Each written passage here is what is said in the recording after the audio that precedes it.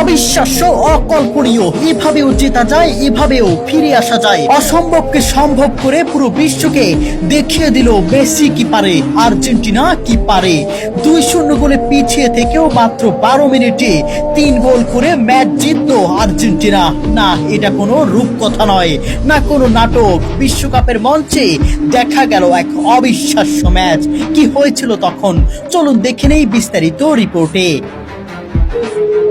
ম্যাচের শুরুটা ছিল সম্পূর্ণ মিশরের দখলে। আক্রমণের পর আক্রমণে আর্জেন্টিনার রক্ষণকে চাপে ফেলে তারা। 2 গোলের লিডও তুলে নিয়েছিল মোহাম্মদ সালারা। গ্যালারিতে তখন স্তব্ধতা, আর্জেন্টিনার সমর্থকদের চোখে মুখে হতাশা। মনে হচ্ছিল বিশ্ব চ্যাম্পিয়নদের বিশ্বকাপের যাত্রা বুঝি এখানেই শেষ হতে চলেছে। এই বুঝি বিদায় নিতে হলো বিশ্বকাপ থেকে। কিন্তু ফুটবলে শেষ বাঁশি বাজার আগে কিছুই শেষ নয়। আর মাঠে যদি থাকে লিওনেল মেসি, তাহলে অসম্ভব শব্দটির সংজ্ঞাই বদলে যেতে পারে। ম্যাচের শেষ ভাগে হঠাৎ করেই বদলে যায় পুরো দৃশ্যপট।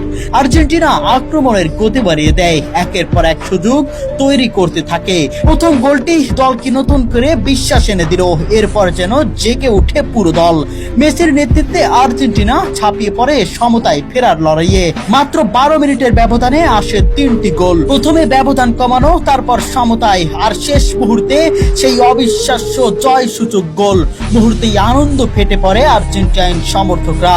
অন্যদিকে হতাশায় ভেঙে পড়ে মিশরের ফুটবলাররা, যারা প্রায় জিতে যাওয়া ম্যাচ হাতছাড়া করলো। বিশ্বকাপের ইতিহাসে এমন প্রত্যাবর্তন খুব কমই দেখা যায়। 2-0 ব্যবধানে পিছিয়ে থেকেও শেষ দিকে মাত্র 12 মিনিটে 3 গোল করে জয় ছিনিয়ে নেওয়া নিঃসন্দেহে এই আসরের অন্যতম স্মরণীয় ম্যাচ হিসেবে জায়গা করে নেবে। এই জয়ের মাধ্যমে আর্জেন্টিনা শুধু কোয়ার্টার ফাইনালের টিকিটই নিশ্চিত করেনি, বরং পুরো বিশ্বকে আবারও মনে করে দিয়েছে লড়াই শেষ না হওয়া পর্যন্ত আর্জেন্টিনাকে কখনোই শেষ ধরে নেওয়া যায় না। আর মেসি, তিনি আবারও প্রমাণ করলেন বড়